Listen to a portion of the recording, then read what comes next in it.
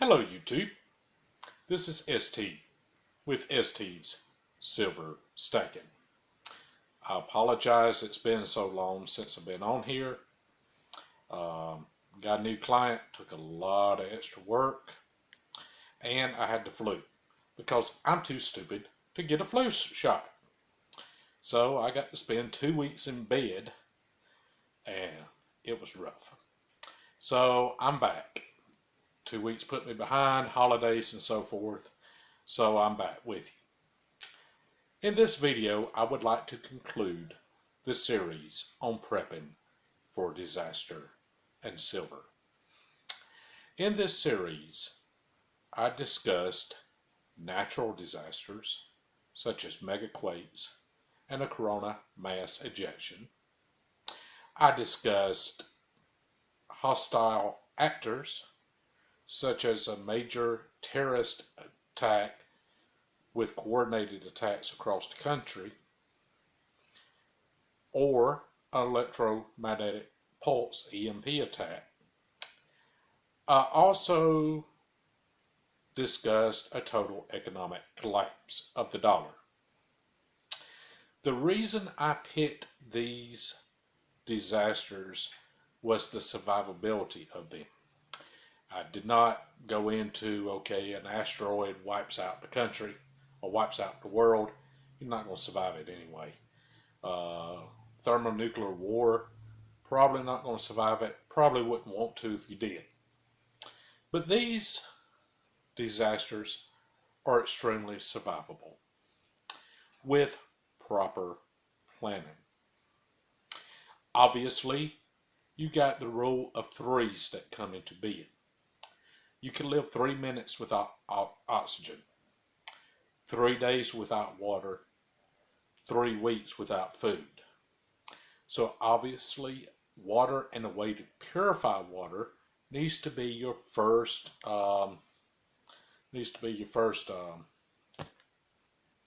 concern. Having food needs to be your next concern.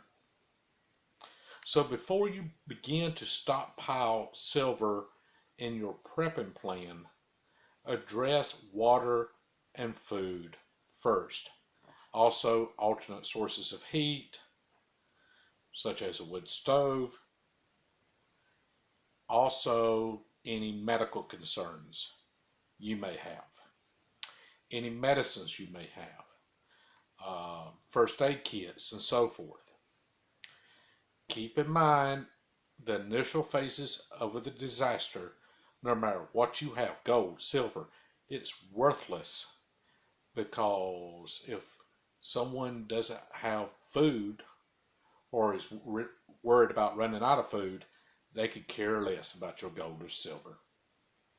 Also, stockpile weapons, ammunition.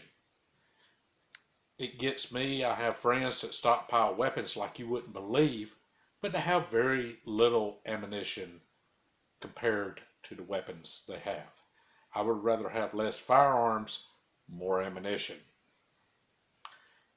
If you're stockpiling firearms and ammunition, go with standardized type rounds. A 12 gauge, pretty much, most people that have guns are going to have a 12 gauge. So if you have extra rounds, that's a great barter item. Now, after each of these disasters, any of them that come, we are going to have an economic system evolve. But there will be a gap of time. During that gap of time, your prepping silver will come into play. Now, I get messages from gold guys. Somehow gold guys think I'm anti-gold. I'm not. I am anti-gold for prepping. The reason, let's say this guy down the road has a shovel. After one of these disasters, he's got an extra shovel. I want to buy it from him. Silver dimes, junk silver, constitutional silver, whichever one you want to call it, has a benefit. Number one, it can be authenticated very easily. Just look at the date. Number two, it's in small denominations.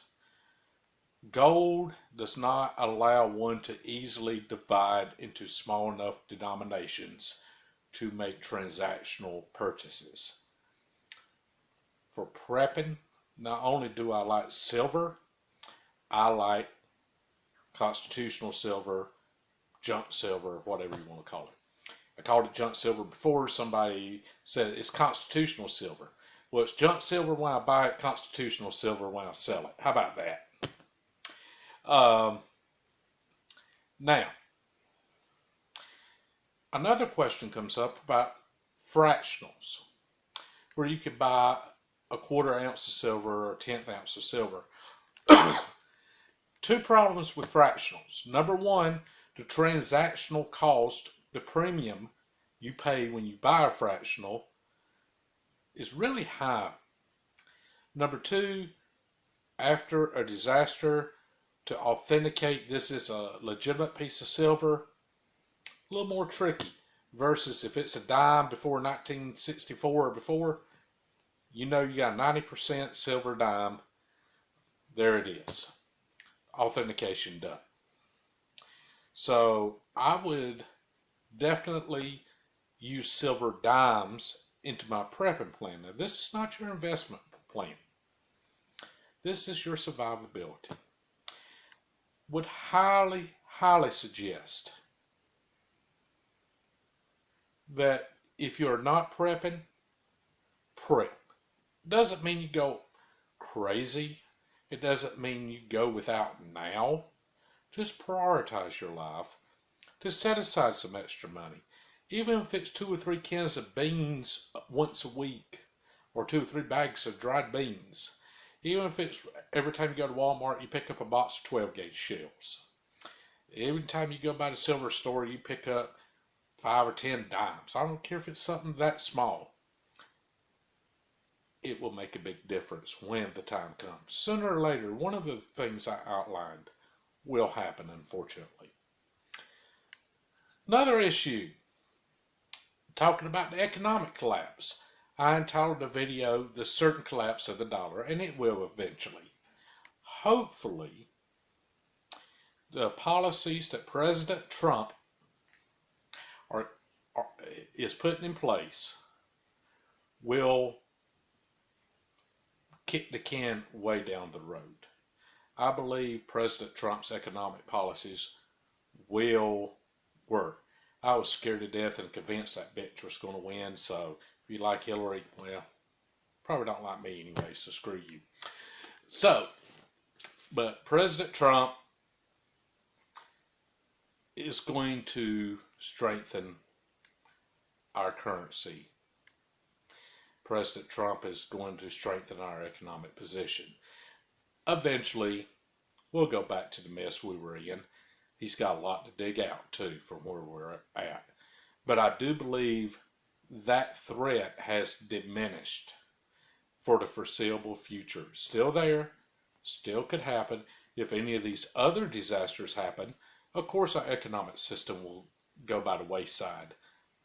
But the dollar crashing on its own is probably not going to happen in the near future. Hopefully we got him for 8 years. The can's really kicked down the road. I was convinced if we continued on the path we was on, we were looking at 10 years or less. So hopefully this will be a benefit. This concludes the series on prepping for disaster in silver. I'm going to do, my next video is why at this time, for an investment, I believe in silver more so than gold. That can change, and I'm going to outline the numbers and the reasons why. Thank you. God bless you.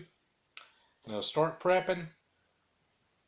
Even if you can't afford to go out and spend a fortune, bag of dried beans, bag of rice you can put up, box of 12-gauge shells. If you can buy an extra firearm, that's great. And put your silver dimes back. But remember the rule of threes. Water. Number one, so come up with a way to purify your water. Research online. If you've never purified water before, it's a little more to it than what the movies show. It's actually a good bit more to it to safely do it. So make sure you have the chemicals to be able to happen or be able to strain and filter and also purify. You can purify with fire if you have to. Thank you very much. God bless you, and we'll see you next time.